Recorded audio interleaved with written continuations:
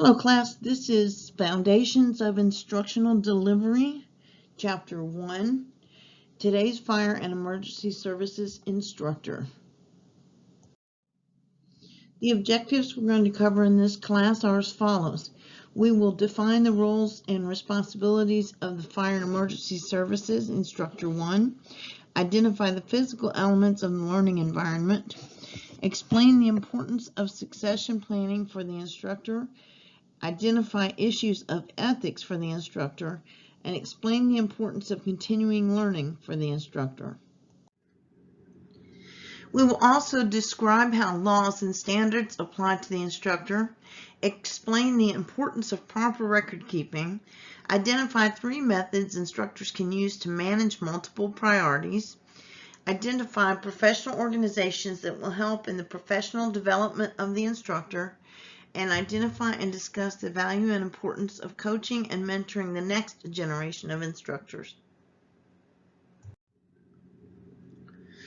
Instructors are guardians of knowledge, skills, and abilities in the fire service. Our knowledge is wrapped up in tradition that has served many generations. And as protectors of that tradition, instructors look to and rely on innovation and creativity while constantly striving for perfect training. In years past, training was often left to on-the-job education, and the fire ground was the recruit's training ground. Formal instructors and instruction is left to larger departments.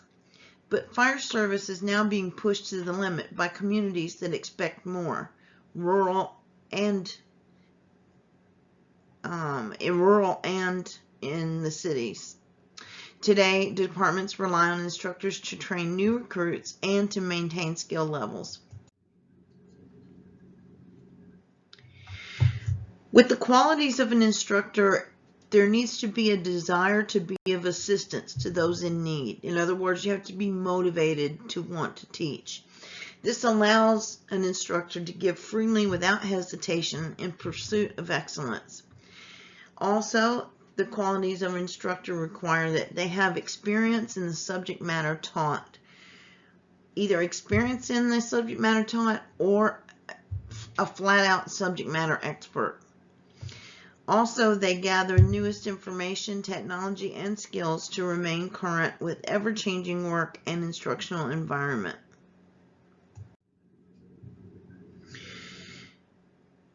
A good instructor demonstrates flexibility and willingness to alter approaches to reach all students. In other words, if a technique works for 90% of the students, then as an instructor, you have to be willing to be flexible and learn to approach the other 10% in a different way so that everyone gets a fair shake and everyone gets the knowledge.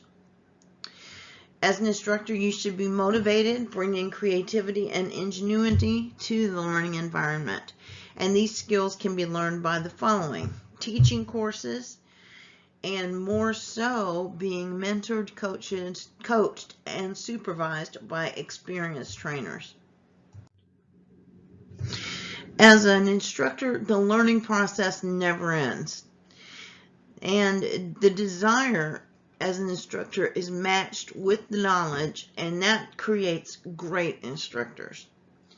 And instructors benefit from a sense of ethics in personal beliefs, interpersonal actions, and professional ethics. This text provides information to meet the JPRs outlined in NFPA Standard 1041. That's your textbook. Now, although the levels are identified as instructor qualifications, in many states they may become certification levels themselves, with candidate prerequisites to be completed before a certification is granted. Now let's talk about the levels of Fire and Emergency Services instructors. Instructor 1 is an instructor that delivers instruction from prepared materials at direction and supervision of level 2 or higher. Let me say that again. Instructor 1 delivers instruction from prepared materials at direction and supervision of level 2 or higher. The emphasis is on the ability to communicate effectively and use various methods of instruction. In many cases, Instructor 1 delivers the majority of fire company training. Instructor 2 is responsible for all duty areas of Instructor 1 and is also able to create training materials. Instructor 3 typically works as an overall training program manager, so they oversee the whole spectrum of the training program and are responsible for the planning, development, and implementation of curricula and development of an evaluation plan to make sure that things are proceeding correctly. And they're usually responsible for budget. Let's talk about roles and responsibilities of the Fire and Emergency Services Instructor 1. With each role in our lives, expectations direct actions and allow us to evaluate success or failure. The fire service mirrors life in that it also contains various roles, each with expectations and responsibilities. An instructor is a very important role in the fire service, and this role requires dedicated and competent individuals who can positively influence the entire fire department.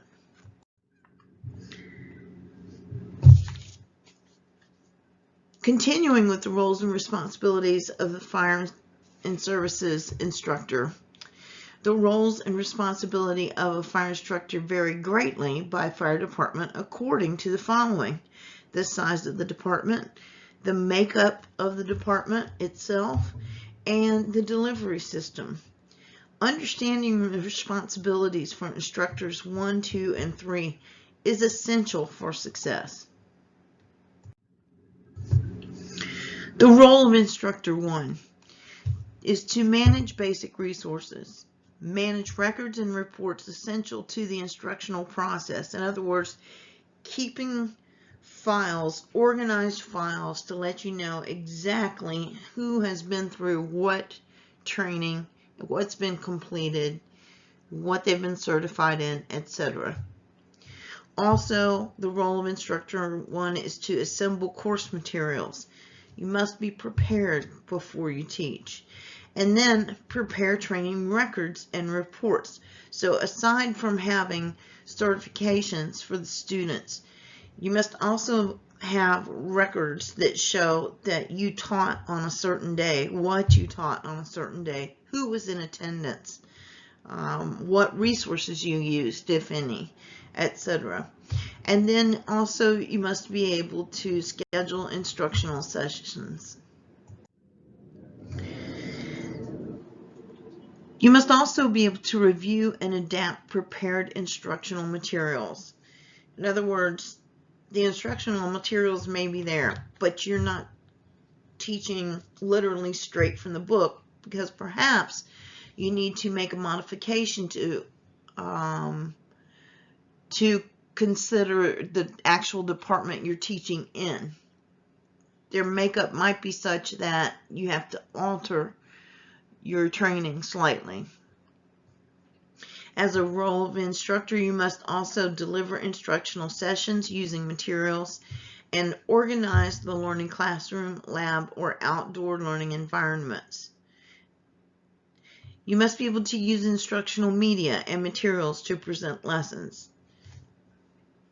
In other words, bring in as many resources as you can and make it interesting and make it knowledgeable and make it memorable so they remember what they've learned. Also, you should adjust presentations to different learner characteristics, abilities, and behaviors. As a professional, what works for one class may not work for the next class because you've got a completely different set of personalities. So you have to be able to adapt your teaching style to accommodate differences in class makeup. Further, as the role of Instructor 1, you should be able to operate and use audiovisual equipment and demonstration devices, of course. and administer and grade student evaluation instruments. You must be able to deliver oral, written, or performance tests. So you need to be able to be competent in testing in all kinds of tests. In other words, if it's an oral test, you have to be just as competent as a test that's written, etc. You have to be able to grade tests, of course, and report test results. And that goes back to keeping proper files of, who passed, who was certified, what you taught, what the grades were, who was in attendance, etc. And included in that should be a report of any test results. And you should be able to provide examination feedback to the students. Now, the relationship between training and education. Education is imparting knowledge or skill through systemic instruction. It is conducted through academic institutions and primarily directed towards an individual's comprehension of the subject matter. And the emphasis on education is relatively new. Now, training is directed towards practical application of the education to produce action. So education is the theoretical, training is the application of the theoretical. And training has nearly always been considered essential, especially in the fire service. You can theoretically understand hydraulics, but until you actually get out and use a hose and calculate pressures, etc., it doesn't mean anything. So you have your education, which is your theoretical, your training, which is your practical application of the theoretical.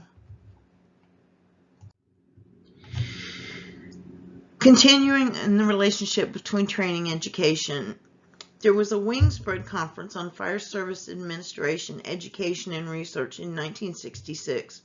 This was a very important event. It brought together leaders from the fire service across the nation to identify needs and priorities. And they agreed that there needs to be broad knowledge base. In other words, there is a set of skills that every fire department should know and have, and that an educational program was necessary. Their conclusions became the blueprint for the existing college programs in fire science. There was another important conference, the Fire and Emergency Services Higher Education Conference in 1998. It was called the Fire Service and Education, a Blueprint for the 21st Century. This was a document that initiated a national effort to address and update academic needs. So the motion put into place in 1966 had to be updated by 1998. Technology has changed, a lot has changed. And then in 2002, there was the Fire and Emergency Services Higher Education Conference.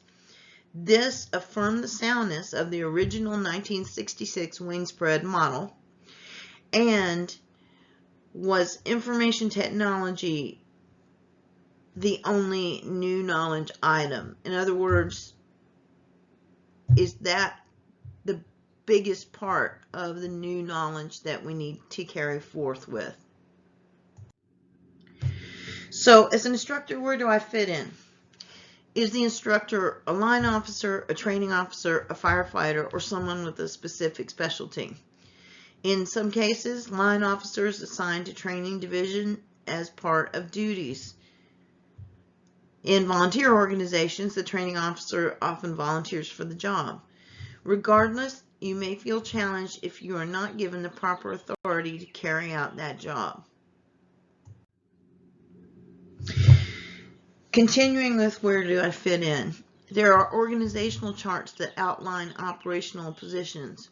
Instructors, if they're shown at all, are usually found to the side, sometimes within a training division. The disconnect creates a sense of isolation from the firefighters whom the instructors are expected to train. And it can demonstrate a fire department's lack of respect for the role. All too often, those within operations do not view training as a high priority. This is an organizational chart, and it shows at the top, of course, fire chief. Next to him, an administrative assistant or an adjutant. And then below that, you see the breakdown. You have deputy chief of operations, and then all of the operations, all the officers. In the center, you see the fire marshal with fire prevention, etc. And then the right, you see the training officer division with instructors. This is a generally applicable chart. Continuing with where do I fit in? Training officer, instructor 1 or 2. And then this is a breakdown of what we saw on the last chart. So you have at the top the training officer, instructor 1 or 2. And usually there's an assistant training officer who's instructor 2 and an administrative assistant to help with all of the files and certifications, etc. Below that you have staff fire instructors. For fire suppression, special operations, and apparatus operations. The instructor must remain focused, upbeat, positive, proactive, and true to the role. You have to have the power to shape the future fire service. Remember, you are handing the future fire service to the world. Every member of the fire service has had an instructor influence their career. So you want to be that instructor that they remember and carry the knowledge you've given them to heart. And this demonstrates the importance of instruction. As an effective instructor, you should look beyond charts and titles and focus on lasting contributions made to the department's organizational health and success. While the roles of a fire service instructor are not unique to the fire service, every role is important. So understanding each role will assist in creating and building your own tradition within the fire department. You can see how everything merges together. You have leader, mentor, coach, teacher, and evaluator. They all merge together. And where they all come together is representative of the health of your department.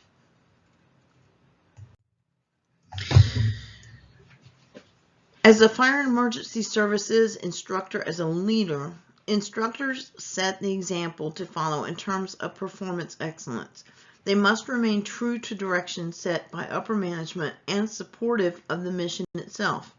And they do not waver from the mission by letting instructional environment be debated at all.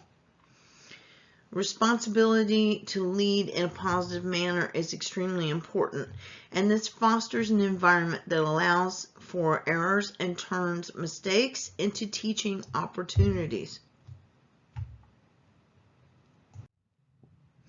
Instructors are in the best position to observe raw talent of recruits and ongoing growth of department personnel. They also are in a position to support and enhance careers by identifying talents and mentoring appropriately. The mentorship abilities enhance the department's succession planning. Good instructors mentor future instructors and leaders. Fire and emergency services instructors as a mentor need the respect of trainees, and that can come from a title or position. It can also come from the individual themselves. If someone's charged with the task of teaching a higher rank, be prepared to work for their respect.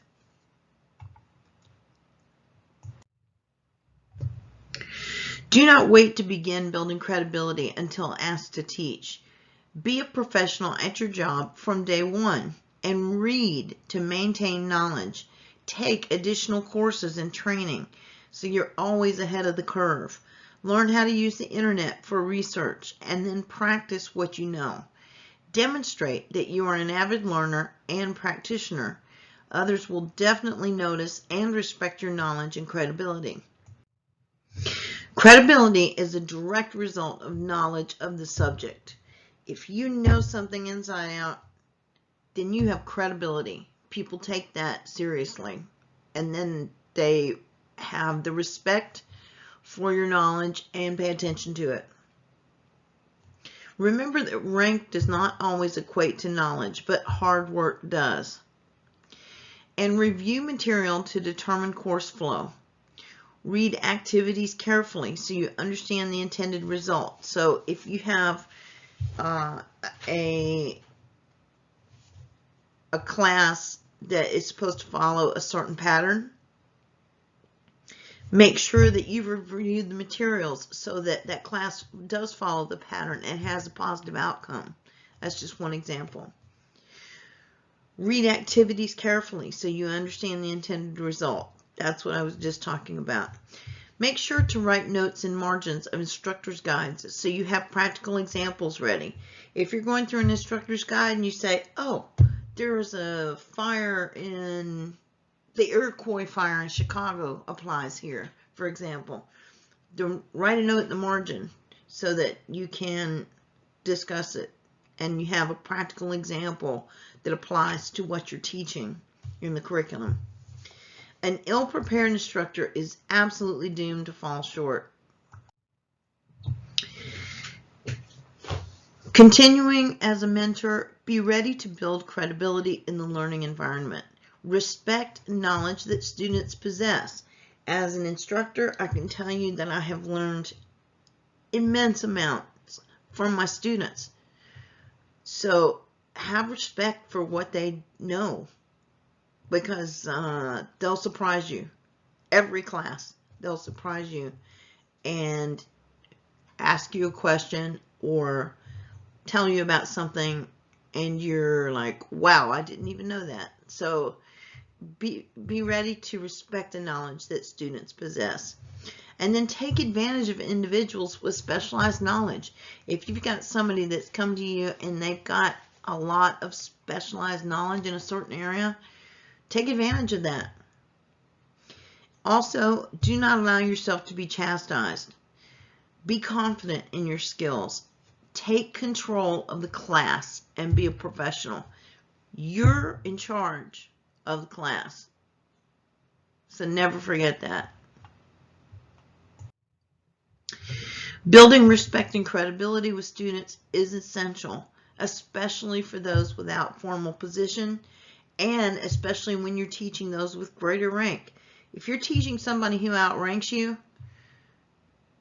who cares? You're the subject matter expert. You take control of that classroom and you demonstrate your knowledge, and that will build respect and credibility with those with greater rank. Success can be achieved with proper preparation and implementation. Prepare, prepare, prepare. Now let's talk about an instructor as a coach. Coaching is face-to-face leadership. It pulls together people with diverse backgrounds, talents, experience, and interests, and encourages responsibility and continued achievement, and treats them as full-scale partners and contributors. In the fire service, teamwork is stressed. Teamwork is everything in the fire service. And in the fire station, much of the activity is accomplished by a dedicated team. In the training environment, the instructor plays a role analogous to a football coaching staff. If you know anything about football, that tells you a lot right there, that statement.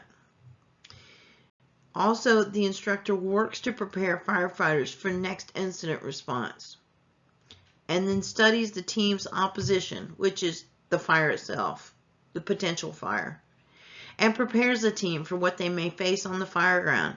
So it's like football in the sense that you're preparing to go up against a team, and you're going to be expecting certain things, but you're probably going to have some surprises as well. So it's best to prepare for the surprises as well as what you would normally expect to see. With an instructor as a coach, team building helps through practice and repetition, and this encourages firefighters as they struggle with new ideas and techniques. As a coach, for an instructor, you must remain positive even in tough times. You support the direction provided by the general manager, the fire chief, and the owners, which is the general public, the taxpayers.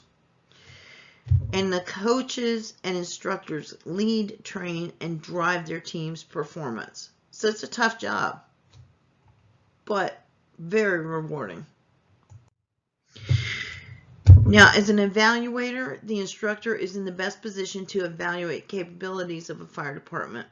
They must evaluate the students' learning and competencies at many points during the training process.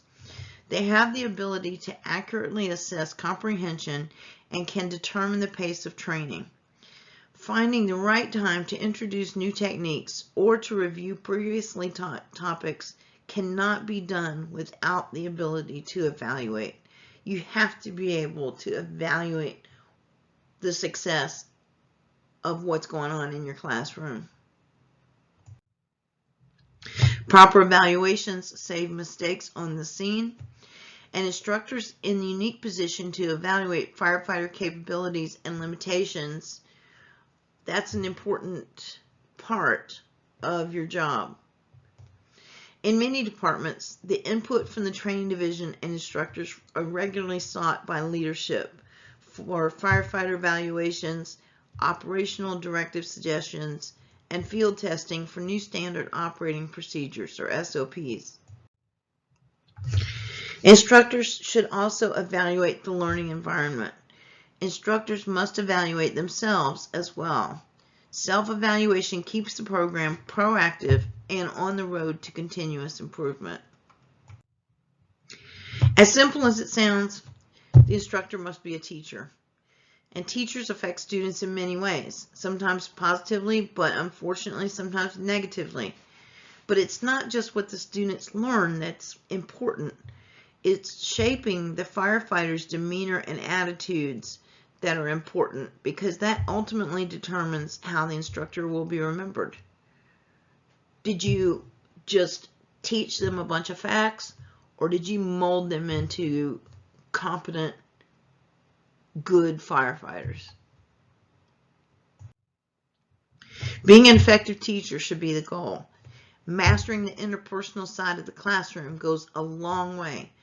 Its best and most remembered teachers are the ones that shape and mold the total person. That's what I was just talking about a moment ago. The true teacher helps others see their potential and develop a path to accomplish those goals.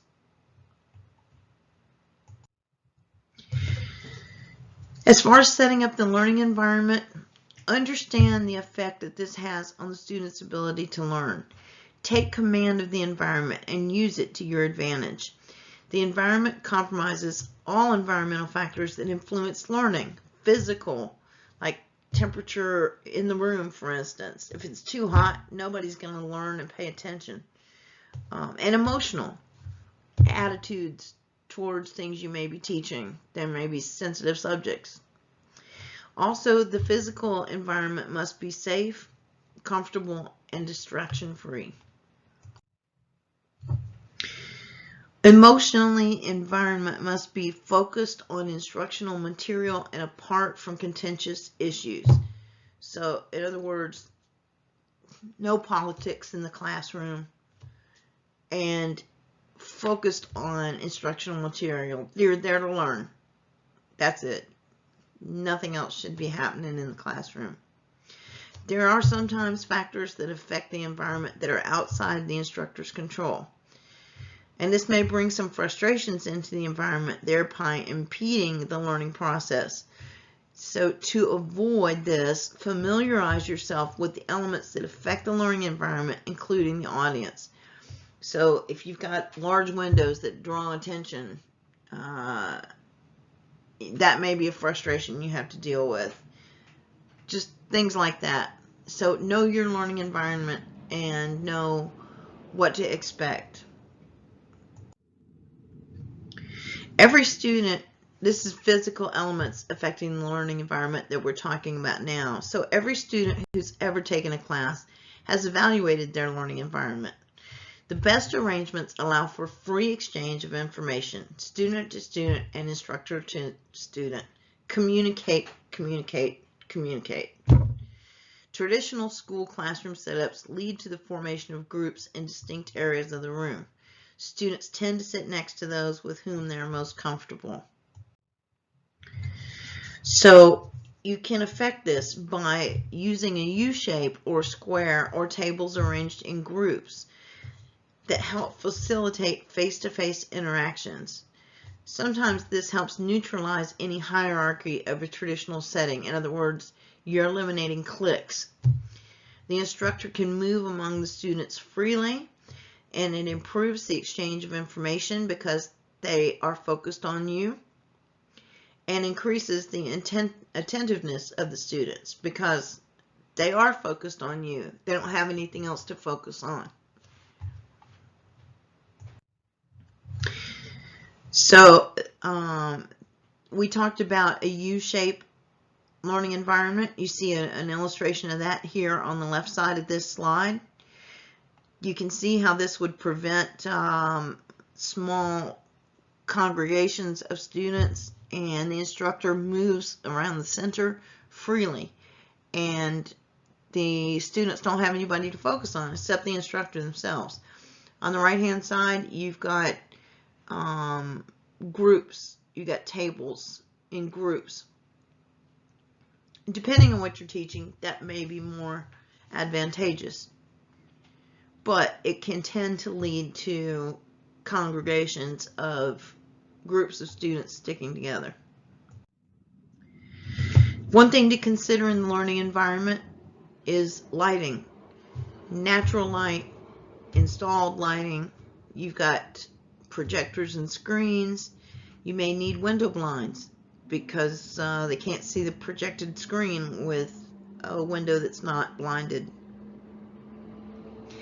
There may be improperly installed lights that may make it difficult to dim lights enough to ensure quality projection. Conversely, dimming lights too much may create reading or note-taking difficulties. Students can't see. So control over lighting is very important. Room temperature is important. I mentioned this briefly. Take the entire class into account. Find a comfortable compromise. And if controls cannot be changed, you may have to schedule breaks accordingly. In other words, if you can only get the room so cool and it's just hot, you may have to take more breaks so that people can break up, go to an area where they can cool off a little bit, wake up, because when you're warm it tends to make you sleepy. And also it could be if it's very cold. They may need to get up and move around and get warmed up so that they're alert. And then do what you can to seek improvements in the environment, because that is really, really important when you're teaching. Let's talk about emotional elements that affect the learning environment. The instructor has a responsibility to help protect individual students from emotional letdown that come with inability or difficulty to learn a new task or subject. Fire service training environment includes a wide range of student types. Just like any teaching environment, you're going to get students from every walk of life.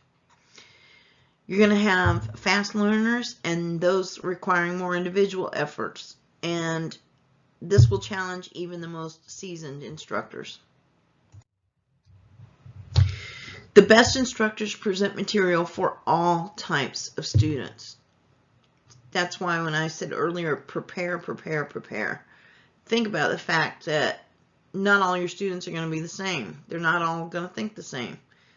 Some are visual learners. Some are tactile learners.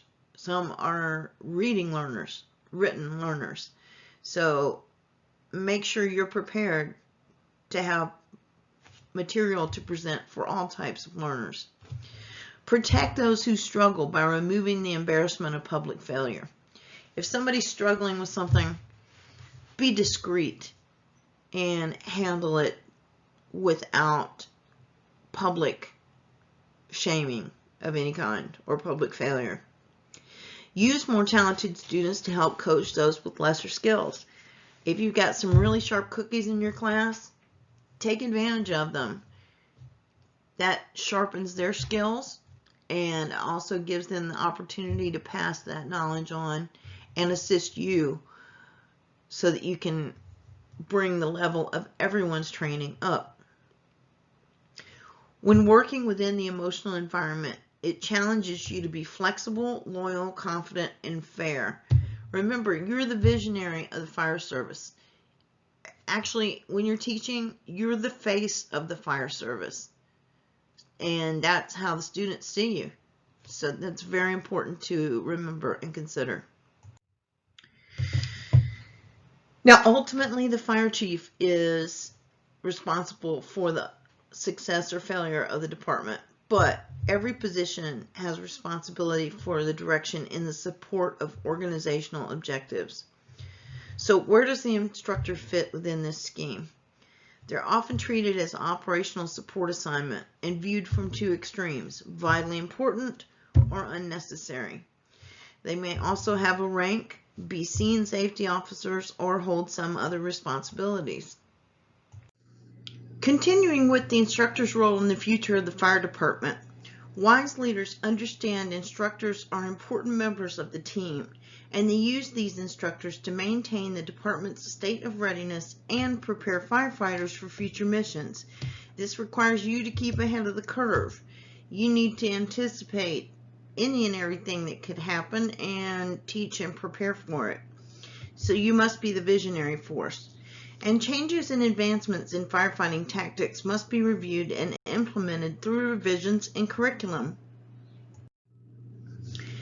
If a department desires to change operations, the division will be charged with educating and training firefighters to make that change. New techniques and advancements must be tested and made applicable to each organization. The history of the fire service is full of pertinent examples. For example, training for medical, hazardous materials, and technical rescue services, and threats of terrorism, active shooters, and other scenes of violence.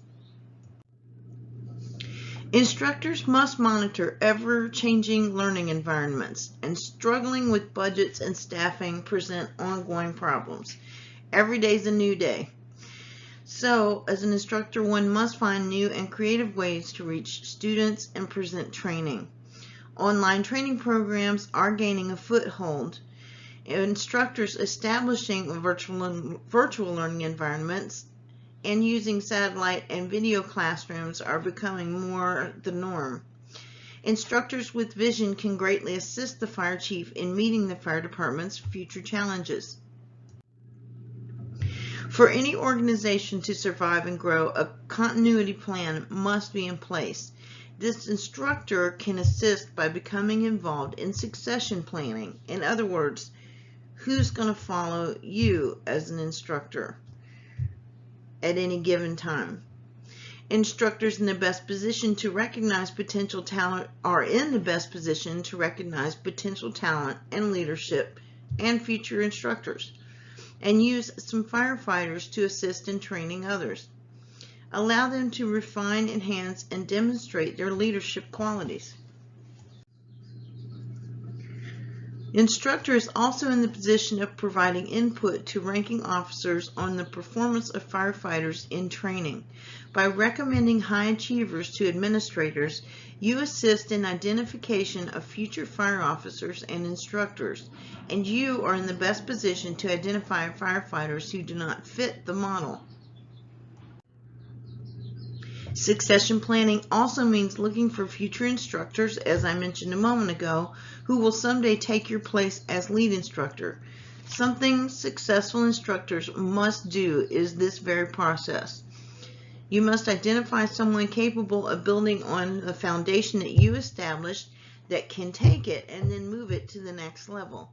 So the opportunity to find someone else who is passionate, skilled, and desire to train the others should always be there and always be one that you should take advantage of. An instructor walks a fine line between operations and training. In organizations with weak operations leadership, they may become absorbed with setting direction and standards. But in other cases, the instructor has a formal role in establishing policy. Be sure to ensure that policies exist to support direction. You may not always agree with standards chosen by an operations chief, but you must accept that direction and train firefighters accordingly. When it comes to credentials and qualifications, good instructors are born from good students who thrive on knowledge, who are active participants, who are not afraid to learn from failure, understand the value of education, and place themselves in any and all learning situations. Students attending any training program immediately focus attention on the instructor, looking for clues about the quality of the program. Credibility depends on past behavior, so protect your future by acting properly in the present. Always be the face of the fire department. Becoming a good instructor begins the day you join the profession. Always guard your credibility and integrity.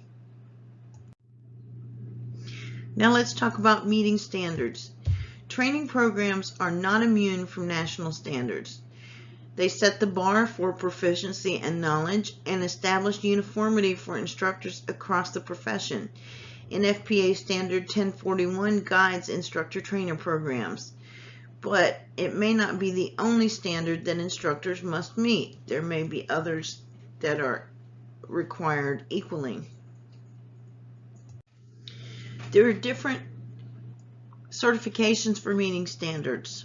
One is a degree which is awarded by an institution of higher learning after a person has completed acquisition of required knowledge in a particular field.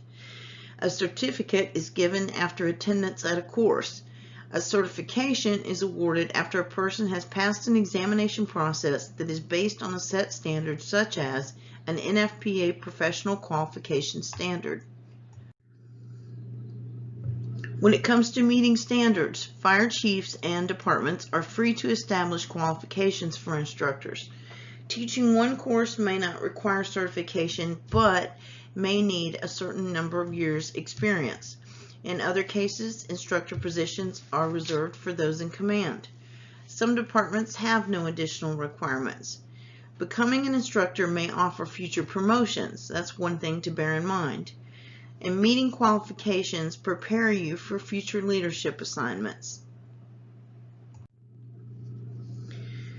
As far as continuing education, you need to continue your own professional growth and development. Once you become an instructor, that's not the end. You continue to develop. Continuing your professional growth allows you to provide the very best and up-to-date information in the learning environment, and many professions require it.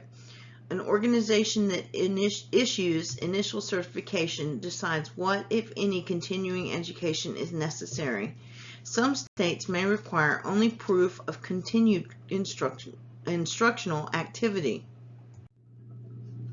Do not rely on the requirements of outside entities as motivation.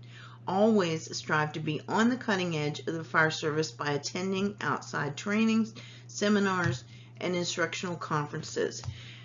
The fire service changes and grows every day. You have to stay educated to keep up with it.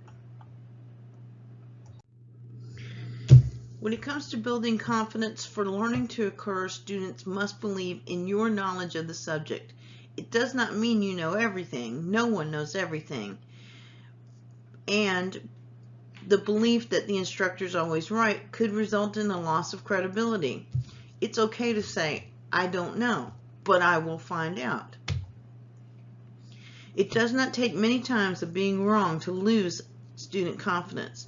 So building and maintaining student confidence and instructor in the program go hand in hand.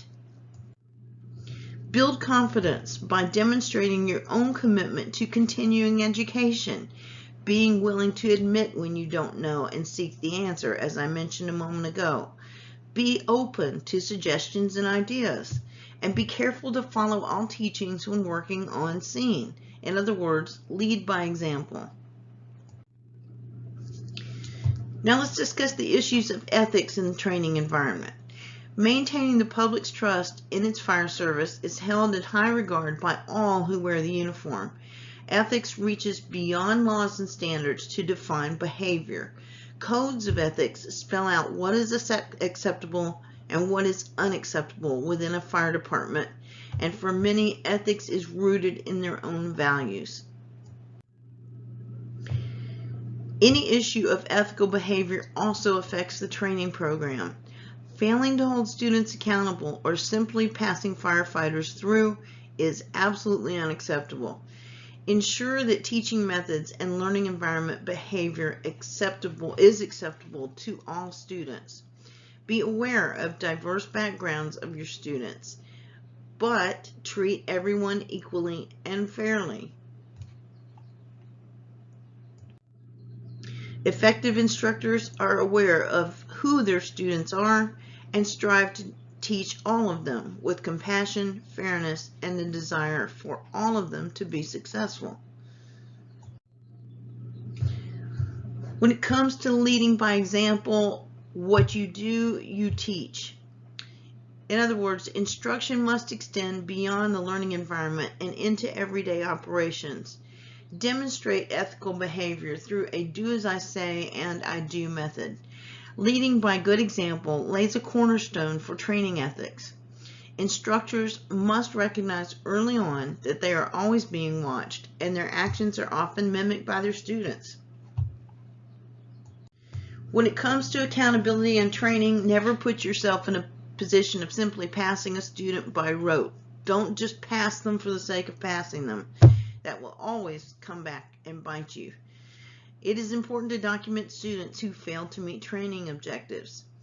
Because programs are tasked with preparing firefighters for critical life safety operations, they must be dedicated, and you must be dedicated, to protecting the program's integrity.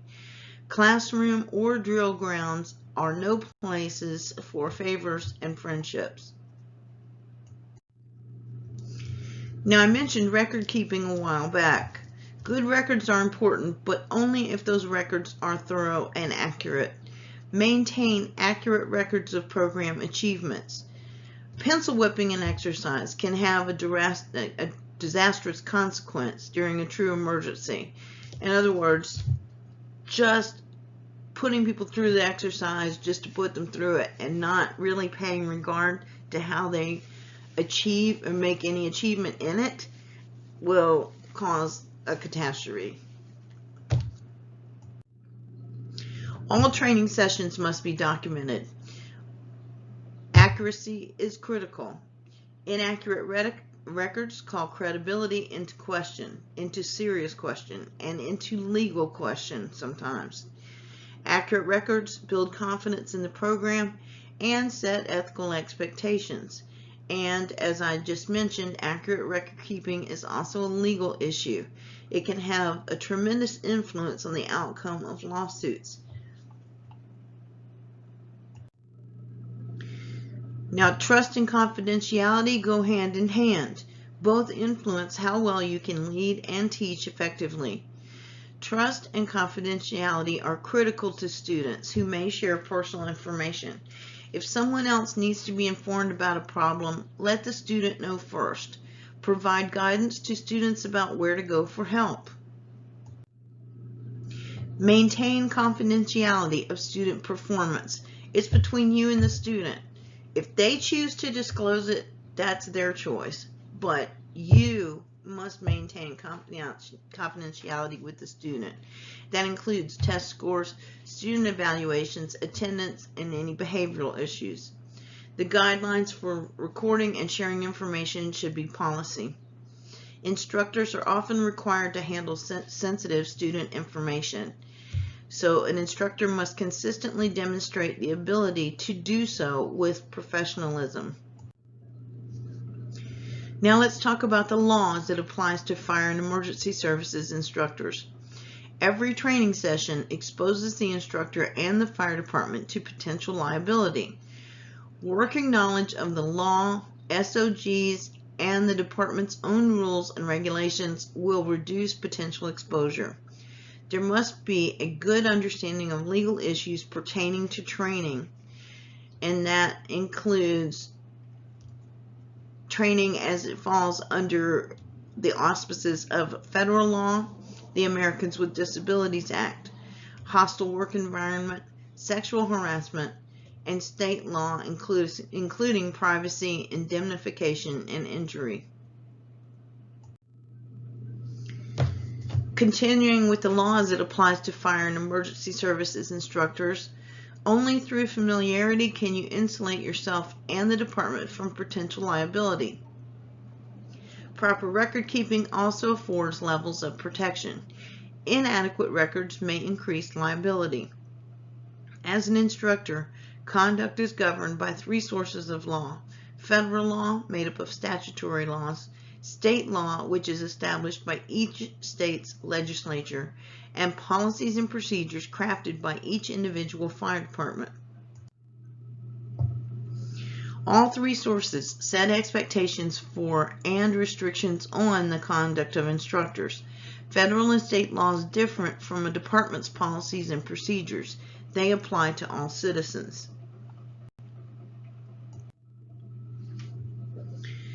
When it comes to a fire department's policies and procedures, they must not violate any state or federal laws. They represent the minimum expectations of a department. They do not necessarily impose a legal duty. They are benchmarked against national standards or guidelines and place obligations on an instructor that are not otherwise required by federal and state laws. They may specify additional record keeping not set forth by state or federal law. Federal law is the broadest form of law. It applies to all people. State law is somewhat narrower. It only applies to the state in which it's enacted, and it's not necessarily profession specific. Policies and procedures have the narrowest scope and are designed specifically for individual departments. The law can be used to protect instructors from lawsuits. Although national guidelines are not legally binding, they clearly set consensus of fire service across the United States.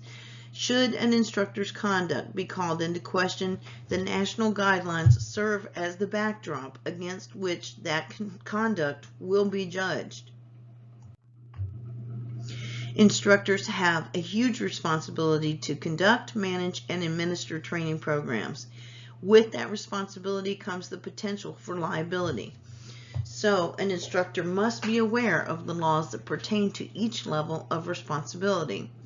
All certification levels have different applications of laws and statutes in the performance of their duty areas. So, professional development is necessary. You need to understand three laws. 1, the Americans with Disabilities Act. This prohibits discrimination against a qualified person because of a disability, where discrimination may include hiring, firing, promotions, and compensation. The next is the Civil Rights Act of 1964, which prohibits discrimination based on race, sex, or national origin. And Title VII of the Civil Rights Act, which prohibits discrimination that creates a hostile work environment.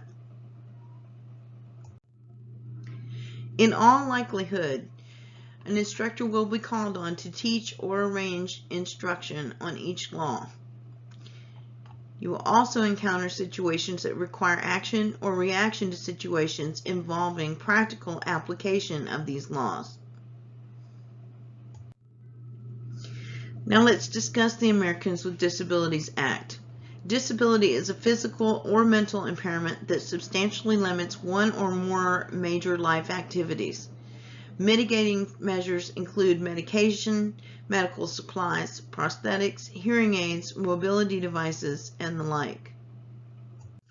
Continuing with the ADA, Americans with Disabilities Act, impairment that is episodic or on remission is considered a disability if it would limit a major life activity when it is active. Although it is unlikely you will encounter physical disability, you may encounter others such as diabetes, addiction, or dyslexia.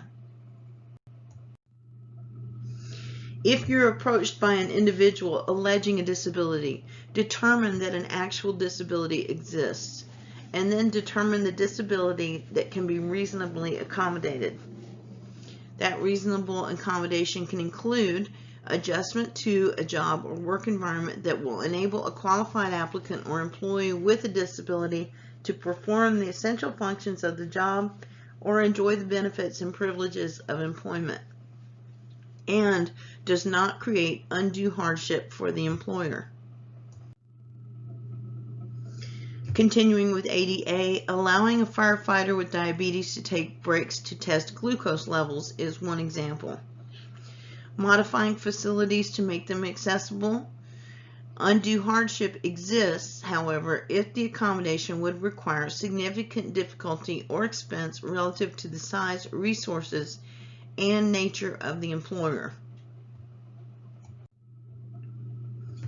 Continuing with ADA, reasonable accommodation does not have to be provided if doing so would present a direct threat to the health or security of others. Consider the duration of the risk, the nature and severity of potential harm, the likelihood of potential harm, or the imminence of potential harm.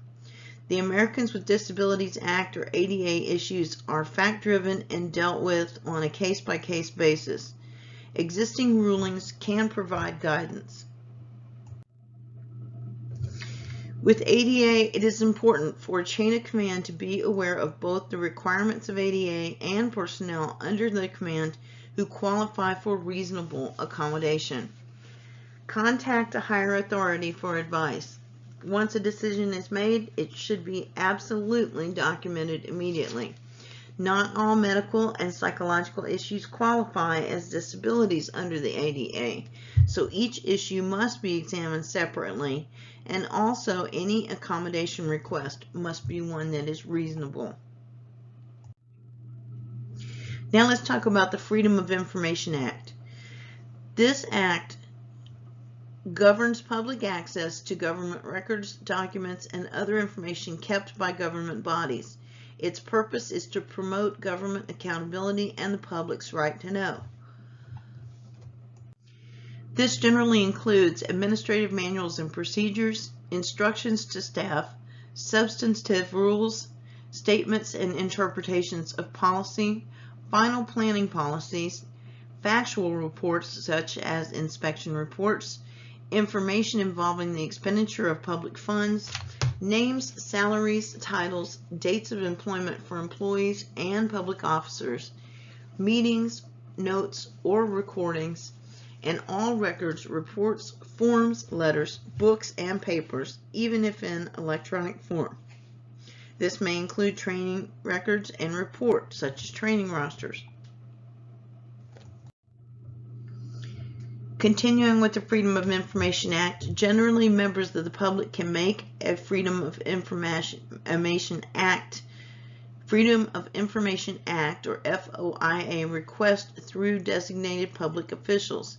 There may be exceptions or required redactions. Government entities may be required to retain public records for a specific period of time. You must review the requirements of the Freedom of Information Act, exceptions to the FOIA disclosure, and record retention requirements in your state. Now, as far as records, reports, and confidentiality, how do you perform your job so that you abide by the law and have protection should a lawsuit be filed? Your first line of defense is always proper and thorough record keeping. Records should be constructed contemporaneously and maintained for a reasonable period of time and in accordance with any local law. Record keeping starts at the outset of each activity. Proper record keeping is as important as training that you provide. Proper documentation is essential to performance, as is the storage of records in an organized and secure setting. The Privacy Act of 1979 prohibits disclosure of certain information. Your department most likely has a policy for this. Failure to abide by confidentiality provisions that are required by law or your department could lead to liability. Keep the following secure and confidential: personnel files, hiring files, and disciplinary files. It doesn't matter the type of training being provided. Record keeping should be a top priority as part of risk management. Records with sign-in sheets and topic presented should be maintained for any and all training sessions for a period of at least 5 years or longer as required by law.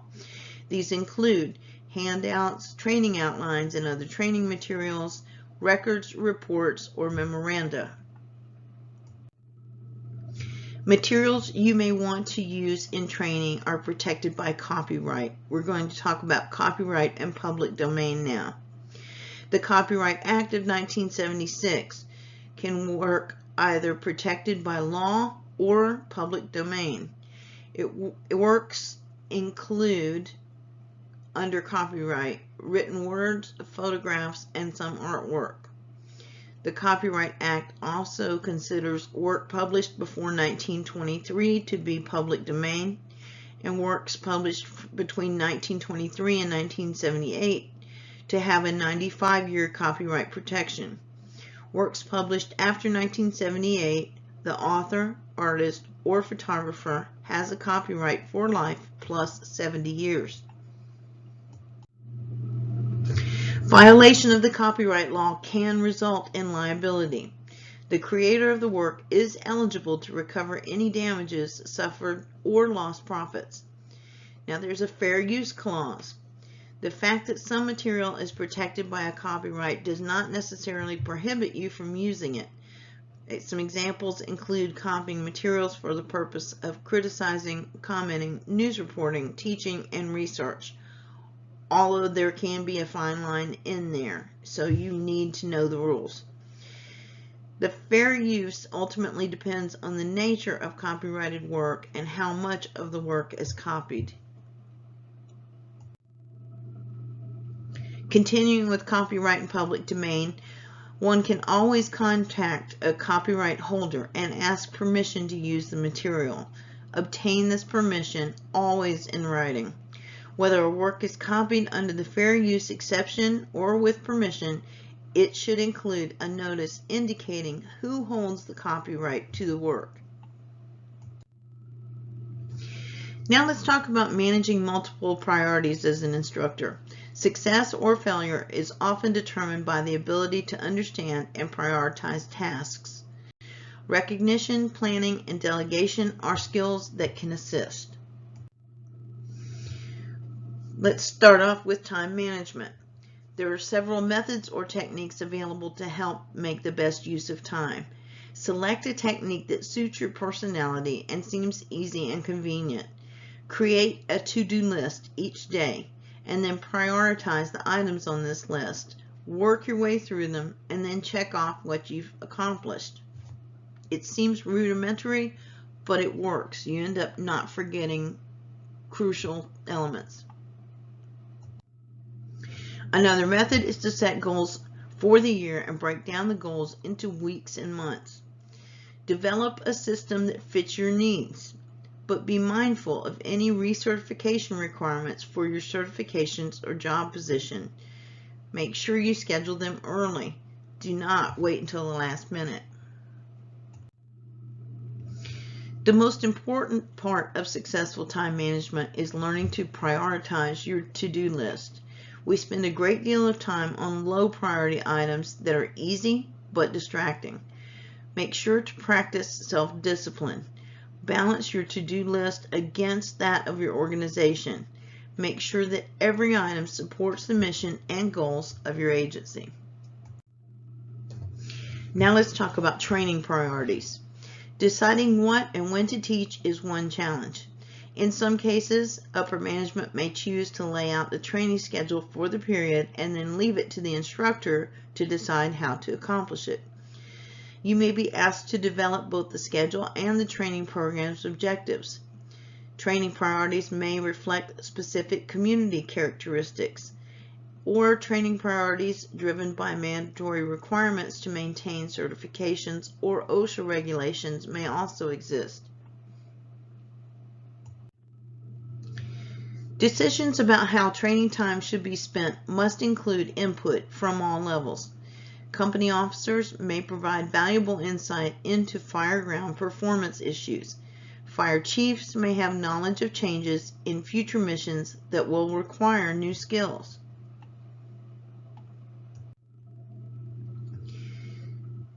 Training committees may need to be established to provide a broad-based perspective. Now let's talk about planning a program. Level of success is directly proportional to planning efforts. As far as personnel, on-duty schedules must be considered and must take availability of the personnel into account when you're doing your scheduling. Holidays, vacations, multiple shift, injuries, and illnesses all affect the need to reschedule or make up missed training.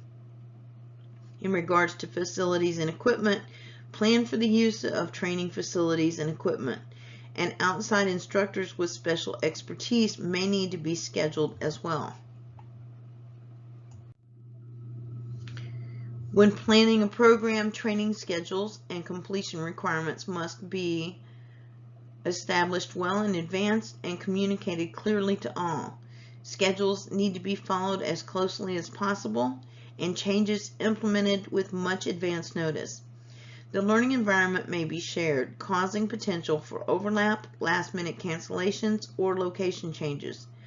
Given the nature of emergency services, it is always difficult to schedule training and execute it without interruption.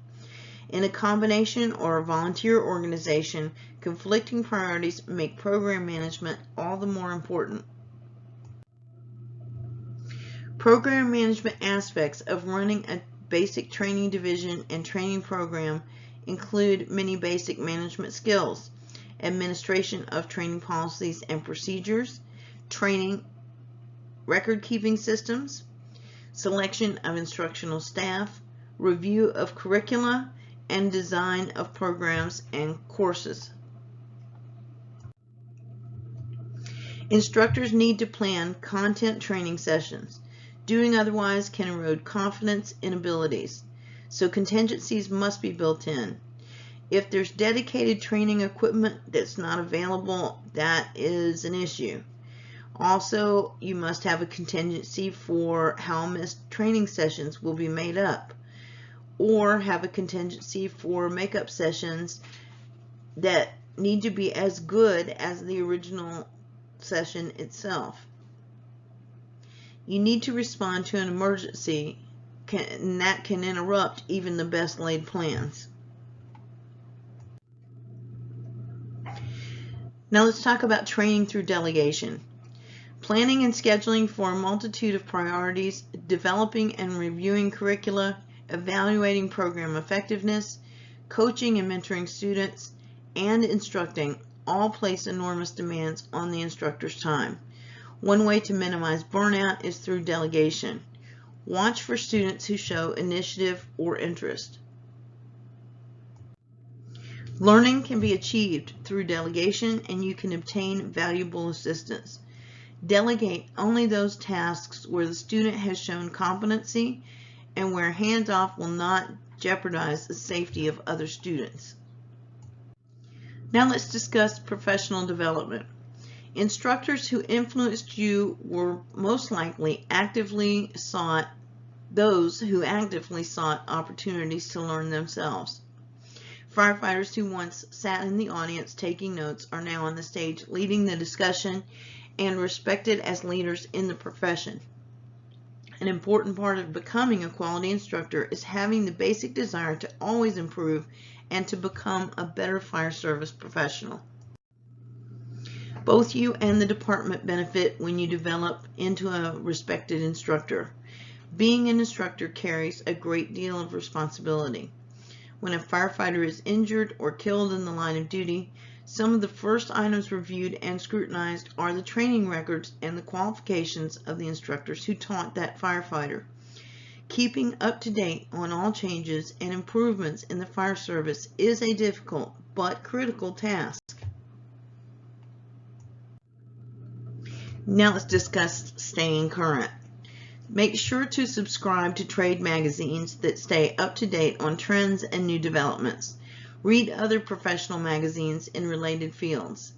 Websites offer information at minimal or no cost, and these include websites from colleges, professional journals, professional organizations, the National Fire Academy and state fire academies, government agencies, and NFPA.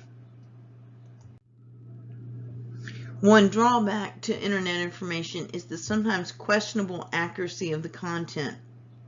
You need to verify the authenticity of the source and the accuracy of the information presented. One key to that is knowing if it's an open format or not. Like, for instance, Wikipedia is not considered an academic reference source because it's an open format sourcing platform, which means that anyone can go in and edit information. So it's not accurate. So know the authenticity and source accuracy of information that you use and what is presented to you. Inaccurate information hurts the reputation of the instructor and may put students in harm's way. The internet is a tool, and just like any other tool, you need to know how to use it properly. In regards to higher education, another method of personal and professional development is pursuing a degree from an institution of higher education. Many community or state colleges now offer degrees in fire science, emergency management, homeland security, or communication. Higher education is more accessible today than ever before, with degrees offered by traditional colleges as well as online programs. An advantage of an online degree is convenience and flexibility. Some higher education programs offer a blended learning format. Make sure to check the institute's accreditation before obtaining a degree from them. A degree will not be recognized by other schools or your employer if it is not accredited. Departments have begun requiring an advanced degree for promotion, fire science degree, etc. Others offer financial incentives for engaging in continuing education. When it comes to higher education, investigate the many possible funding sources for which you may qualify. The fire department or city may have a tuition reimbursement program. The federal government provides grants that are awarded to thousands of students every year. If you served in the armed forces, you may qualify for funding as a veteran. Many local charitable organizations also provide scholarships. Do not assume that you can't afford it. A major incentive for obtaining a bachelor's degree is the requirement in place at the National Fire Academy that requires an advanced degree to be eligible to enter the Executive Fire Officer Program. It is considered by many to be key to a promotion as a chief officer and is a very desirable qualification. Now let's discuss conferences and their importance. Attending conferences, workshops, or seminars offers a chance to increase skills and knowledge. Some provide hands-on training opportunities as well. Others are limited to classroom lectures or presentations. One important conference is the Fire Department Instructors Conference held each spring in Indianapolis, Indiana. It offers a wide range of courses and many of those courses are directed at the instructor to improve the presentation and research techniques and provide new learning tools for instruction and a variety of other skills. There are other instructor conferences that are held at local and regional levels as well. Continuing with conferences, regardless of which type of conference, take advantage of each and every opportunity to learn from peers. Look for learning opportunities in clubs, community organizations, and community college courses. Make sure to take advantage of conferences and workshops to network with other instructors. Networking can open the door to sharing or collaborating or developing a new methodology or course.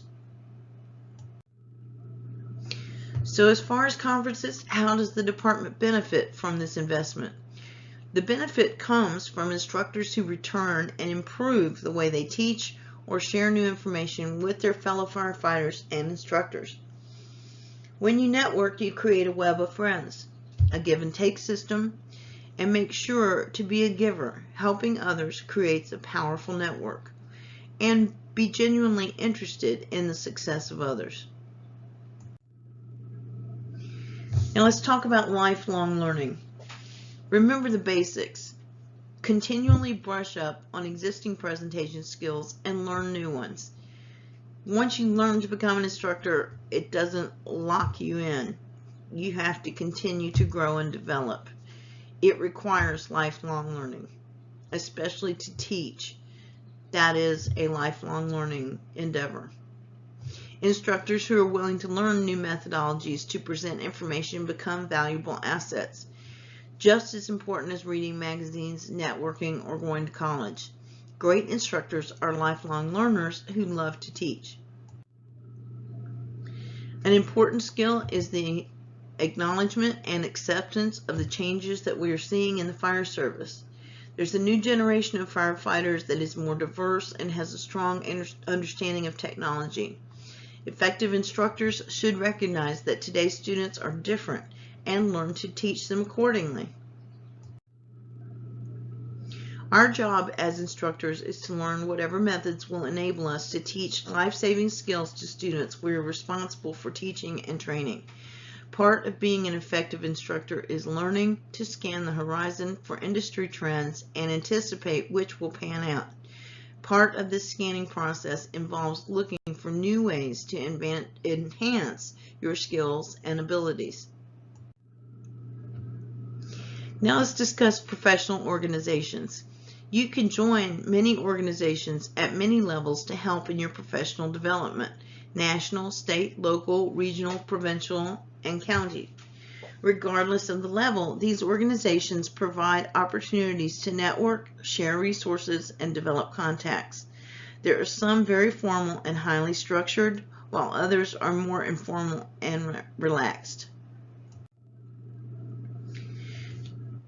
One organization is the International Society of Fire Service Instructors.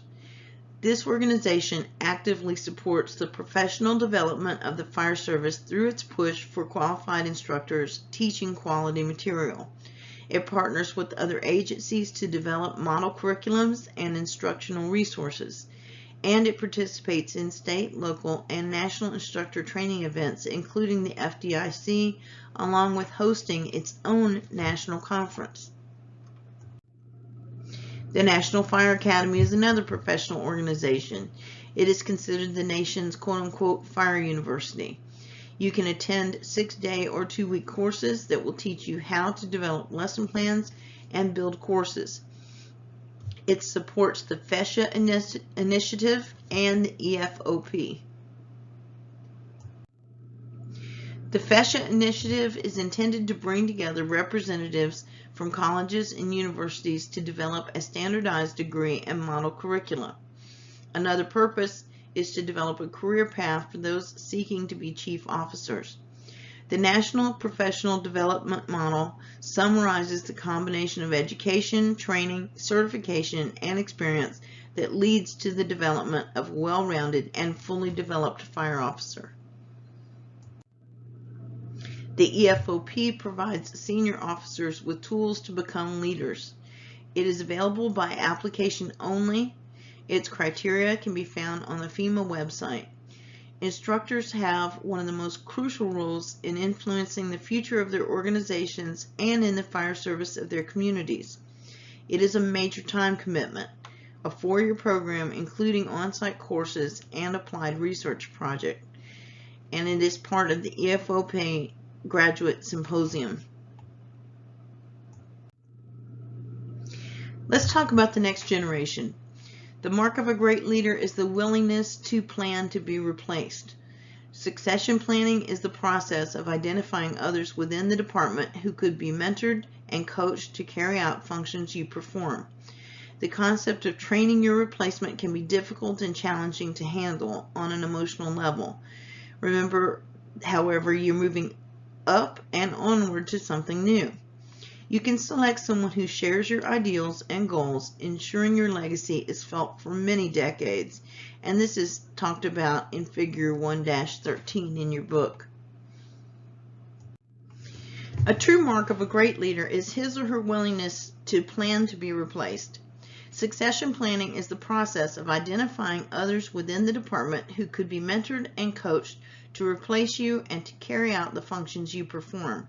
The concept of training your replacement can be very difficult and challenging to handle on an emotional level. But as we mentioned before, you're moving onwards and upwards to something new.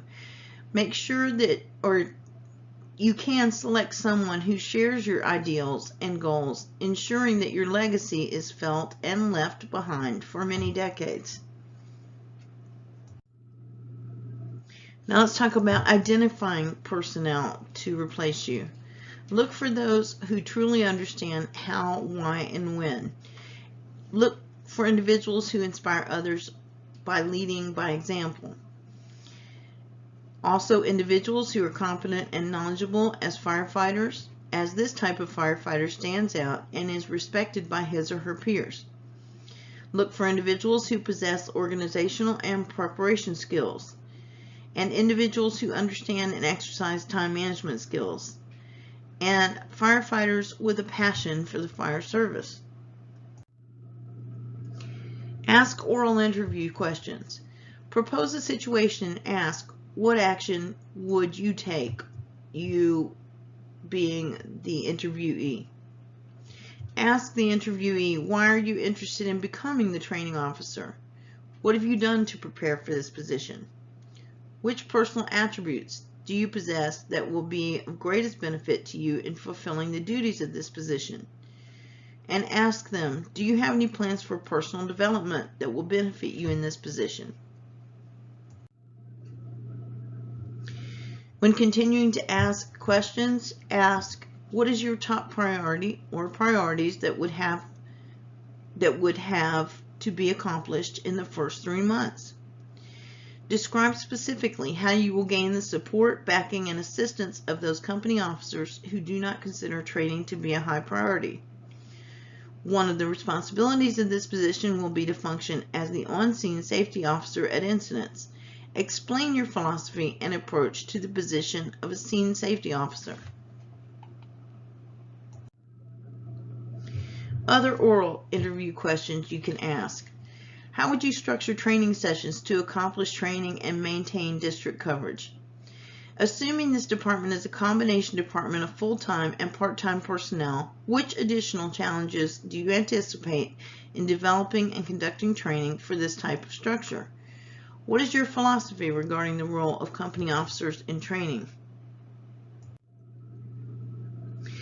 Some written and practical evaluation questions when identifying successors may include preparation of a written plan describing how a replacement would structure, conduct, and document the self-contained breathing apparatus training program.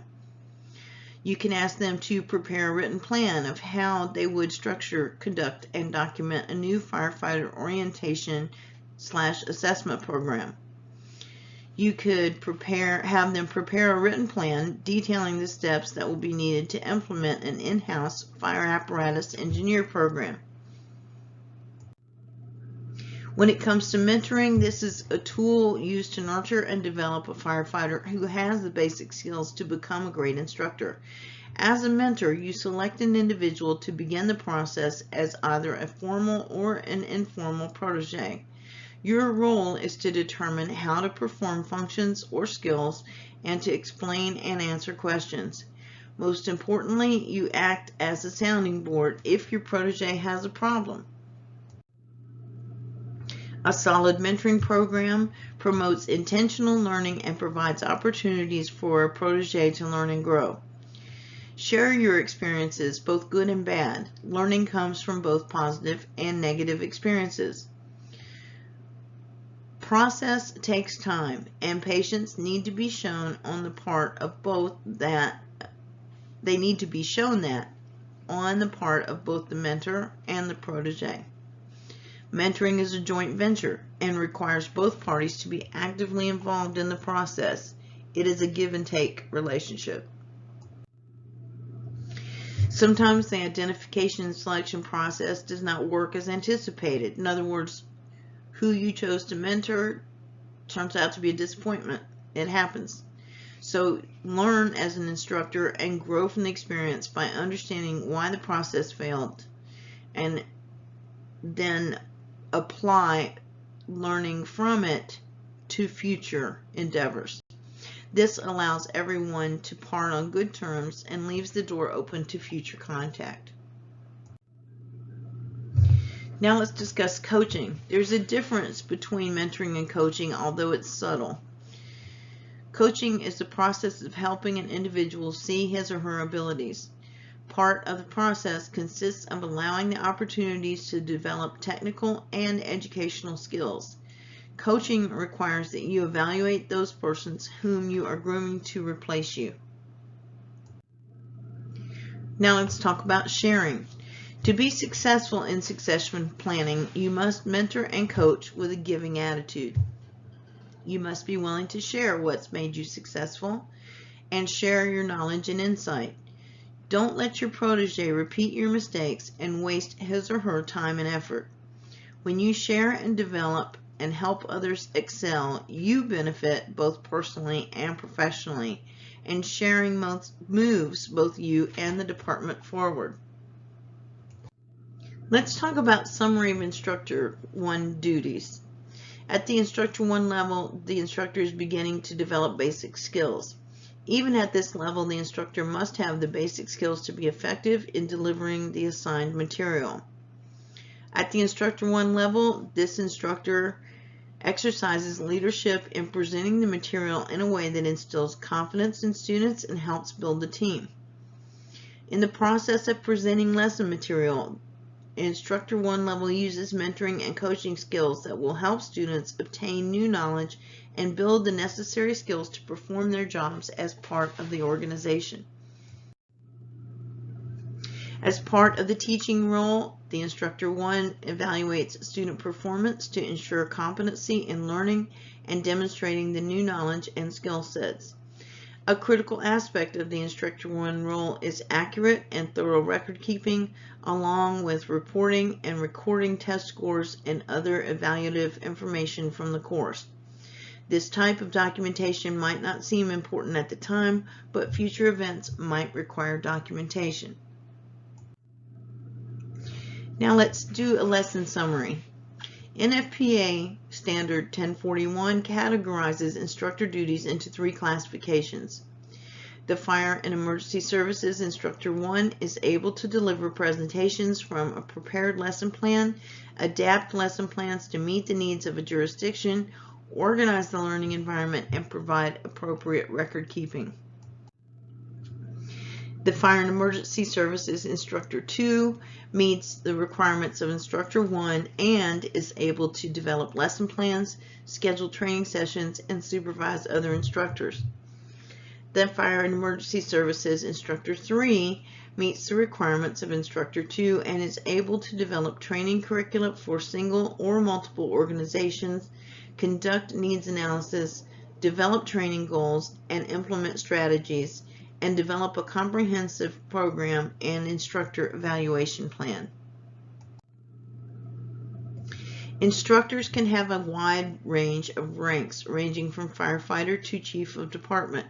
Instructors will act in a variety of roles, including leader, mentor, coach, evaluator, and teacher.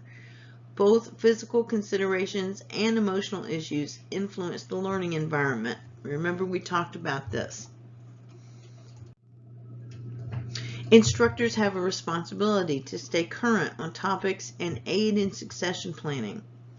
Instructors regularly face ethical dilemmas that require them to make value-based judgments. And for an instructor, learning is a lifelong process. An important part of becoming a quality instructor is having the basic desire to always improve and to become a better fire service professional. Professional development can take the form of training, certifications, and formal education. Professional development can be achieved by participating in local, state, and national organizations and by attending training conferences. We talked about networking. It is a powerful tool that can open the door to sharing or collaborating on an idea and developing a new methodology or course. It is important to keep your teaching skills sharp and current. As you grow in your knowledge, stay current with the types of students entering the fire service. Test yourself by teaching a class and be honest with yourself about how effective you were. We also talked about how succession planning is the process of developing individuals who can be mentored and coached to take the lead in the future of the fire department. One benefit of training your replacement is that you can select someone who shares your own ideals and goals, thereby ensuring that your training program will continue after you leave. Through this legacy, your influence can be felt for many decades in the department.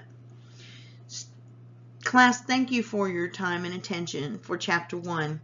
If you have any questions, any concerns, or anything you need clarification on, make sure to contact your instructor. As always, thank you for your time and attention. We'll meet again for Chapter 2.